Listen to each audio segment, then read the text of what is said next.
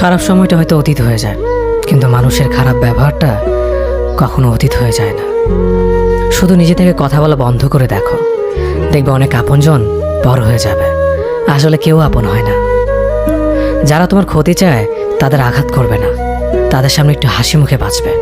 দেখবে তুমি আঘাত করলে যা কষ্ট পেত, ওরা তার থেকেও বেশি কষ্ট পাবে।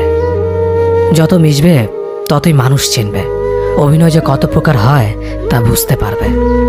সবাইকে তোমার সত্যতা জানানোর দরকার নেই, যে যা ভাবে তা নিয়ে সমালোচনা করতে দাও। বেঈমান মানুষগুলো কখনো অপরিচিত মানুষ হয় না, খুব কাছের মানুষগুলোই বেঈমান হয়। মানুষ চেনা শুরু করলে এমনিতেই বন্ধুর সংখ্যা কমে যাবে, এটাই বাস্তব।